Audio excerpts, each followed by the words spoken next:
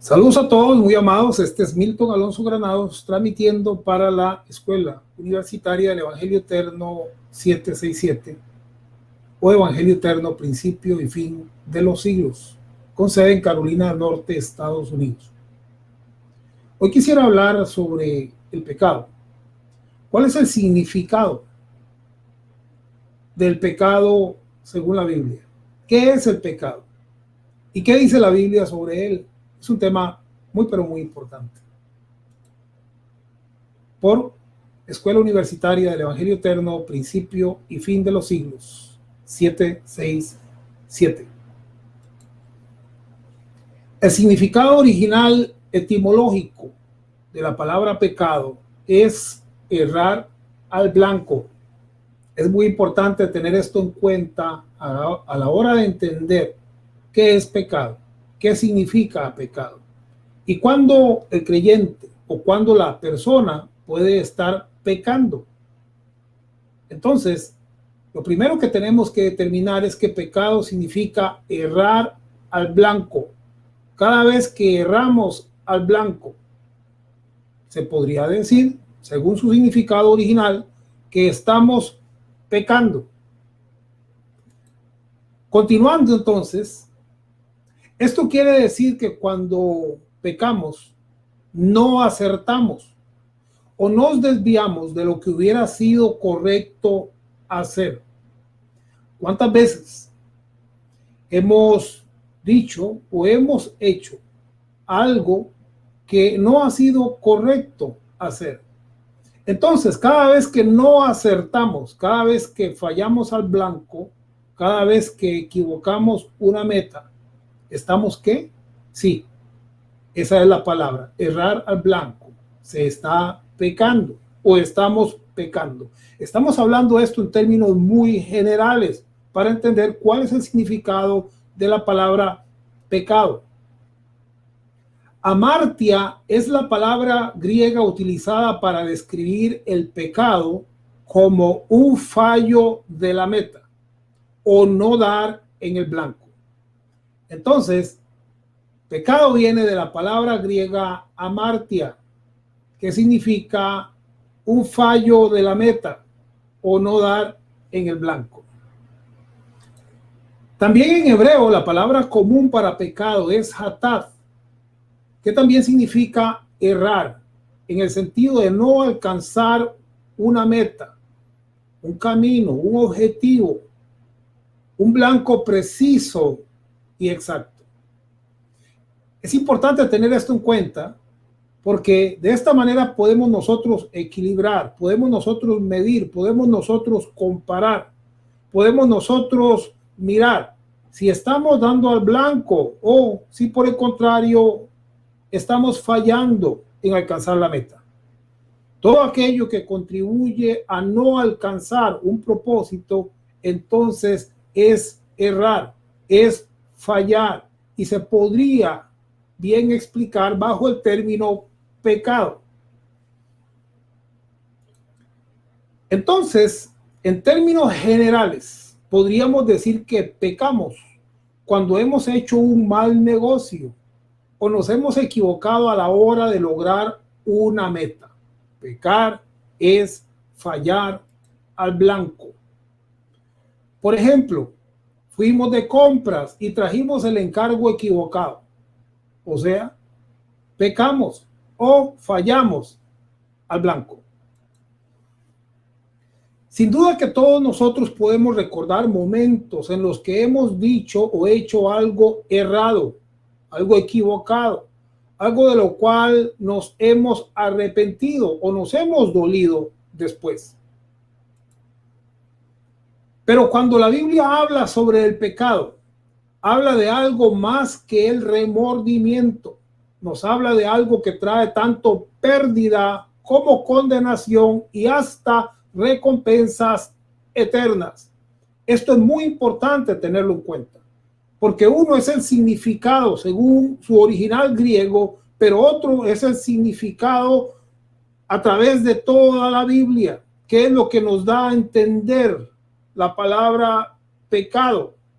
Pecado entonces está ligado a la siembra y la cosecha. Pecado entonces está ligado no solamente a equivocarnos o a fallar al blanco, sino también está ligado a recompensas o está ligado a pérdida, ¿sí? El creyente puede perder muchas cosas a la hora que no da al blanco.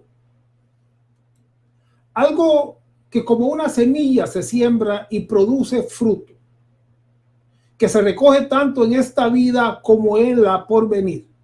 De esto es lo que estamos hablando, de acertar o no acertar, de alcanzar metas, de dar al blanco o de fallar a la hora de alcanzar una meta, de equivocarnos o de proceder correctamente. Entonces, esto como una semilla se siembra en la vida y produce y se recoge un fruto de eso. El mismo Jesús dijo que aquel que diera un vaso de agua no perdería su recompensa, ni en esta vida, ni en la porvenir. En el libro del Génesis se establece la ley del género o simiente según la cual se produce y se cosecha según sea la semilla.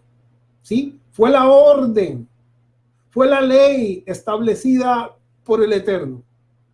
En Génesis, capítulo 1, verso 1, nos dice, árbol de fruto, que dé fruto según su género, que su semilla esté en él. Cada árbol de fruto habría de dar un fruto según su género. O sea, un árbol de naranjas produciría naranjas. Ese es su género. Y ese árbol produciría una semilla. Y esa semilla tendría cosecha. Entonces, esta es la ley universal de la justicia, la ley eterna, la ley del equilibrio, que todas las cosas producen un fruto, una cosecha.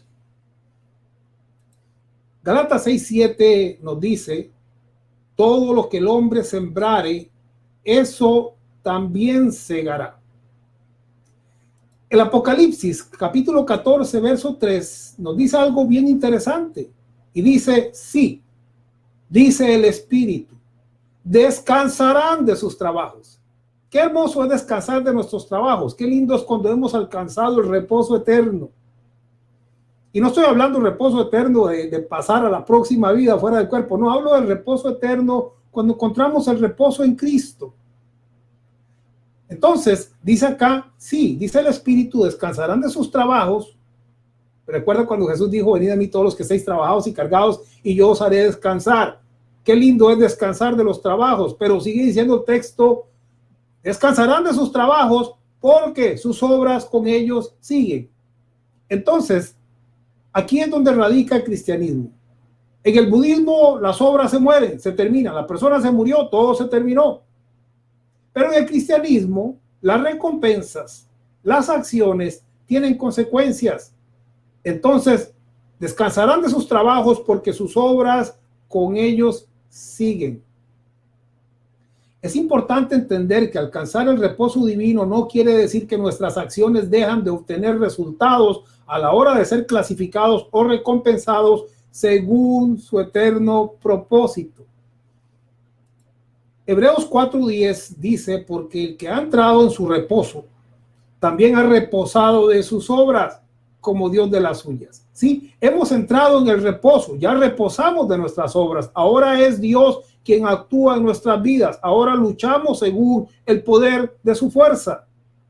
Pero esto no quiere decir que nuestras acciones no tengan resultados. Es la ley de la causa y el efecto, es la ley de la siembra y de la cosecha. Y cuando hablamos de pecado, hablamos de errar al blanco, hablamos de no alcanzar una meta, hablamos de obtener abundancia o hablamos de obtener perdición, porque perdemos a la hora que no estamos logrando los propósitos.